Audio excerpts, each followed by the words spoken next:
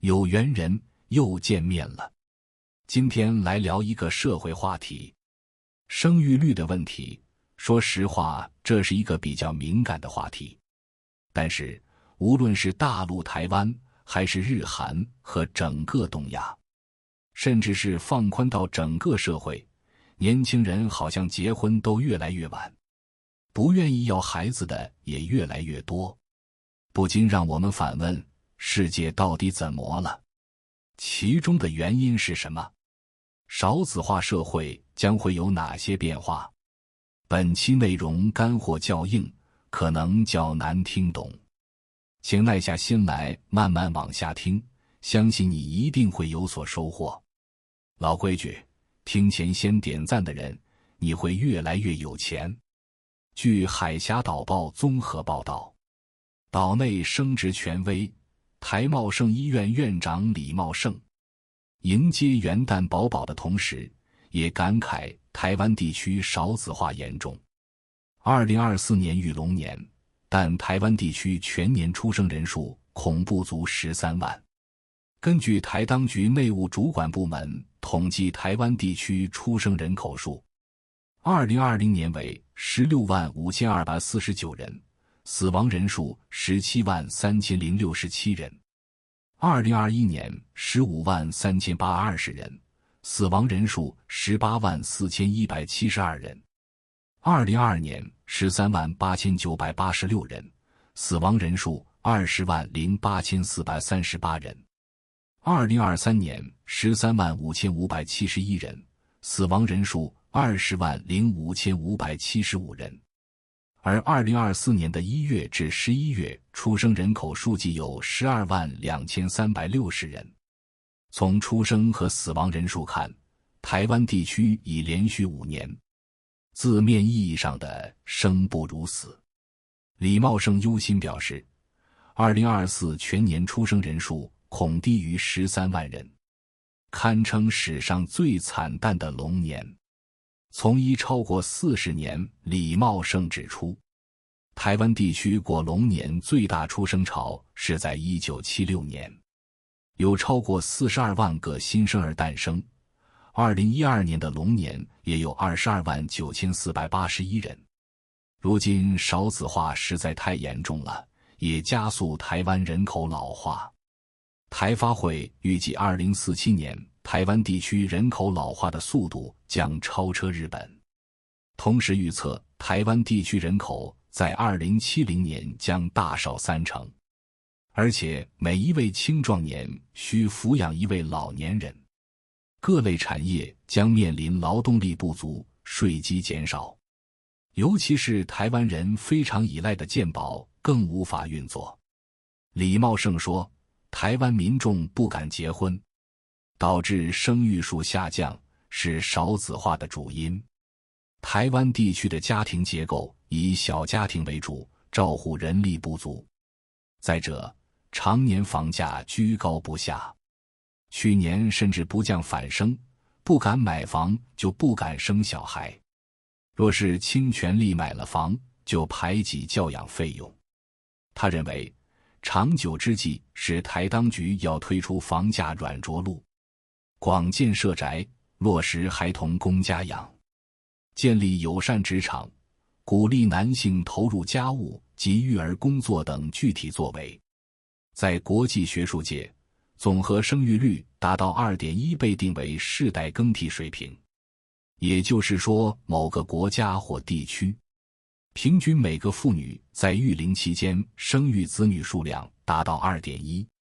才能够维持人口总量不增不减。一旦跌破 1.5， 通常被认为进入低生育率陷阱，再想重新回升至 1.5 以上就会变得非常困难。1.5 被公认为总和生育率的警戒线，但是现在越来越多的国家 TFR 一再下降，甚至接连跌破世代更替水平。意大利、西班牙和日本等国都降至 1.5 以下，韩国更成为全球第一个 TFR 跌破1的国家。长期维持在 1.5 以下，将会对社会经济、劳动力供给、养老医疗体系、政治和文化影响力等领域造成巨大挑战，而且总人口规模也将不可避免地萎缩，甚至最终归于消亡。第二次人口转变常被用于解释全球的家庭变迁与低生育率现象，是当今人口学界最重要的理论模型之一。该理论由比利时学者罗恩·列斯泰赫与荷兰学者德克·冯·德卡于1987年提出。在2000年针对全球人口学者的调查中，任教于布鲁塞尔自由大学的罗恩·列斯泰赫教授被认为是1950至2000年全球最有影响力的10位人口学家之一，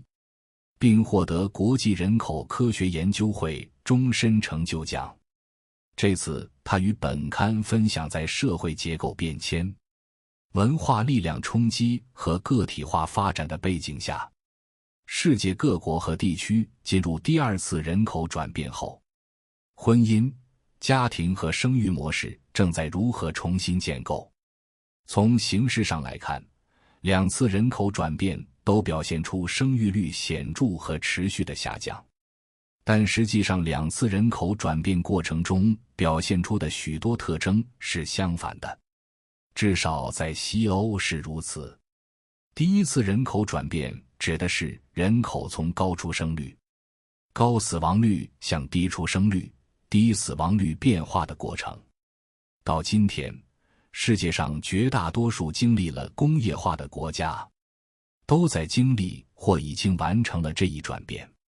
第二次人口转变始于西欧，与第一次人口转变有很大不同。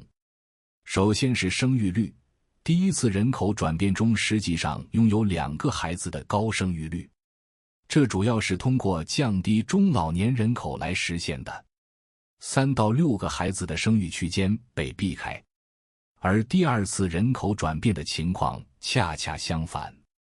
第一个孩子出生的时间越来越晚，也就是生育推迟。现在我们正在系统性地处理一些替代生育率的问题。在第二次人口转变中没有一个例子，其生育率能够达到拥有2个孩子的水平。瑞典、法国，包括欧洲其他国家，生育率会越来越接近底线，即使美国也不会有2个孩子。我们可以看另一个具体的例子，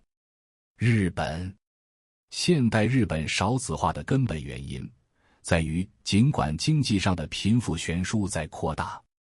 大多数的日本年轻人却依然继续想过着中流的普通的生活。在《低生育陷阱：日本少子化对策的失败》一书中，日本著名社会学家山田昌弘在进行了大量的社会调查和分析后，找到了日本人为什么越来越不愿意生孩子的根源。害怕一代不如一代，自己的孩子再也过不上中产阶级的生活，以和父母生活水准的差异为标准。山田将日本的年轻人划分为了4类。根据他的发现，那些能和中产阶级的父母一样，或是能够超过自己过着艰苦生活父母，过上中流生活的这2类年轻人，其实一直在积极的生育。此外，那类和父母一样过着艰苦生活的年轻人，对婚姻育儿生活的期待不高，也能乐观地为日本生育率做贡献。事实上，冲绳县在日本人均收入、非正式员工比例和大学入学率等方面的水平都属于最低水平，却拥有较高水平的生育率。简而言之，在日本，富人和穷人都还在生孩子。然而，自平成时代以来，日本低于 1.6 的极度低迷的总和生育率已经维持了30多年。2022年日本新生儿数量跌破80万人，创下有记录以来的新低。究竟是哪些日本人不再生孩子，造成了日本如此巨大、积重难返的生育率下滑。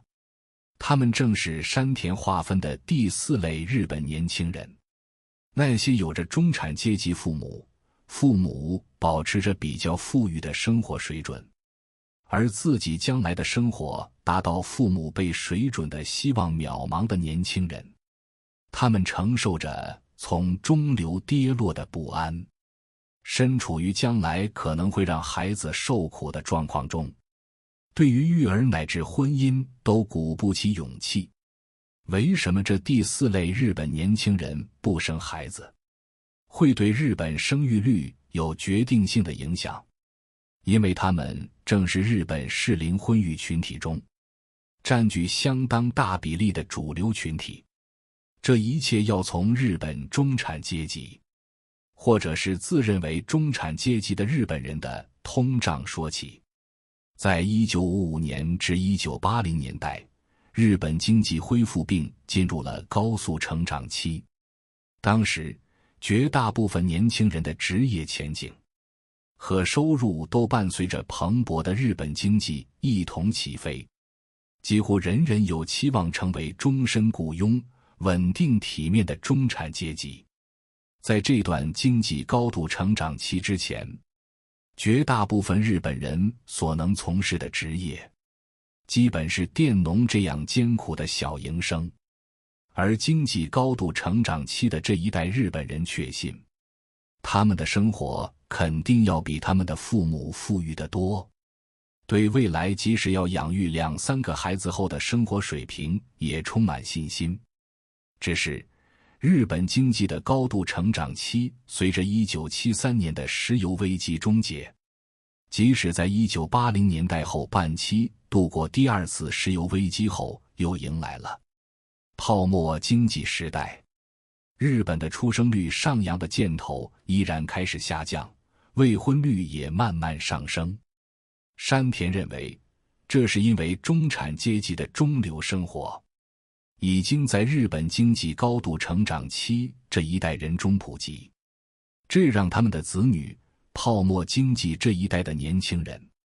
普遍地在富裕的中产家庭中被养育起来。只要不结婚，继续和父母同住，就能一直安逸地享受着理所当然的舒适生活。相反，如果这一代年轻人脱离父母的羽翼去组建自己的家庭，泡沫经济时代已经隐约出现的经济低迷和未来收入预期增长的放缓，让他们生育后乃至婚后生活水准就开始下降，几乎是注定的。在日本泡沫经济破灭后，经济原地踏步的几十年间，山田所称的不婚不育的单身寄生者，成为了一种强烈的社会选择倾向。曾经通胀的日本中产阶级的容量缩水了，但中产阶级的中流生活已经被作为日本社会的普通生活方式而存在。在1980年代的日本社会舆论调查中，认为自己属于中流的人超过了 80%。 2019年，也就是令和元年，内阁府关于国民生活的民意调查显示，将近 93.8% 的日本人认为自己过着中等的生活。日本社会正在成为一个将过上普通生活视作理所当然的社会。山田指出，如果一个日本人过不上这样中流的普通生活，就会在亲戚、同事、同学的轻视中无脸面对世人。因此，对于当前一代的日本年轻人而言，结婚生育不仅是一个关乎生活水平是否会下降的经济性价比决定，更是一个关乎社会民生资产是否会破产的重大风险事项。特别要指出的是，和泡沫经济时代最早出现的日本单身寄生族相比，几十年间急速恶化的经济上的贫富悬殊，让当前一代的日本年轻人所面临的结婚生育困境几乎是呈几何倍数放大。首先，日本现行促进生育政策的制定者大多出生于1960年以前，也就是他们的父母那一代。想当然地抱着人总是要结婚生孩子的心态。问题在于，山田指出，对已经成为日本社会问题的经济上的贫富悬殊而言，父母代和子代之间世代差距是其中最为主要和最为恶化的部分。父母代中的大部分人享用了经济高速成长期和泡沫时期的时代红利，不仅创造了住宅等资产，而且工薪阶层的男性有终身雇佣制度的保护和年功序列制的庇佑，普遍稳定地拥有一份收入符合中产阶级水平且逐年提升的工作。即使是农家这样的自营业主，也受到了政府政策的保护，收入也基本是稳定的。日本父母代的男性和女性选择结婚和育儿，自然成为了一个不用反复衡量未来经济生活风险的决定。日本年轻人所面临的，则是自上世纪90年代泡沫经济破灭以后，日本被卷进全球性的经济结构转型和风险全球化之中，不再稳定乃至飞速分化的雇佣环境和收入前景。甚至在一定程度上来说，子代成为了父母代的牺牲品。正如山田分析的，上世纪90年代的日本遭受了全球化、服务产业化、IT 化的冲击，确实增加了从事全球性工作的有较高生产力的劳动者的需求。同时，不能提高生产力的单纯劳动者和服务业劳动者的需求也在增加，这造成了劳动环境的飞速两极化。原本的需要大量中等脑力体力雇佣者的缩型用工环境，变成了只需要顶尖脑力和纯粹体力的沙漏型用工环境。日本已经不再是适宜容纳大量中产阶级的社会。面对这样的大环境，有心无力的日本政府只能放缓各种经济支援制度，放任非正式编制雇员的增加，同时减弱了对小规模自营行业的保护。然而，对日本社会来说，完全颠覆终身雇佣和年功序列制度的劳动惯例是难以承受的。在这种情况下，父母那一代的人并没有受到冲击，因为他们已经获得了稳定的职位。增加的非正式编制劳动需求被强加给了1990年代及以后的日本年轻人，使得他们不得不做出牺牲。应届毕业生的正式编制录用受到抑制，年功序列制的薪金增长幅度也趋缓。山田根据数据梳理的结果与之相符。平均来看，在1990年代之后，年轻人的父母的经济状况比较良好，而年轻人将来可能要直面的经济状况在恶化。在这个层面，作为推进婚育政策制定者的父母代，对结婚生子理所当然、人人都能做到的心态，无疑是一种既得利益者的傲慢。其次，1990年代后日本年轻人之间日益拉开的差距，同样是日本经济上的贫富悬殊这一社会问题的重要部分。正如前文所提到的，无论从事什么职业乃至自营事业，日本父母代中的大多数人可以过上不错的生活，顺利的结婚育儿。然而，对于1990年代后的日本年轻人而言，如果有幸获得稀有的正式职位，成为终身雇员或公务员，他们不仅能获得稳定的收入保障，还能享受到更多社会保障的优惠，如免除社会保险费和获得育儿休假。剩下的只能成为非正式雇员的年轻人，不仅面临工作不稳定的问题，在社会保障方面也有极大的落差。对于职场缺乏晋升前景的日本女性而言，她们大多会选择回归家庭，将孩子的前途作为自己的事业，不得不从相当长远的角度来考虑结婚对象的经济是否稳定。在这样的情况下，人们不再像经济高速成长期和泡沫经济时期那样，可以顺利地找到对象进入婚姻之中，生育自然无从谈起。因此，山田认为要让日本的促进婚育政策落到实处，就需确保年轻人即使在结婚生育2-3个孩子后，仍能维持与父母辈相当的生活水准。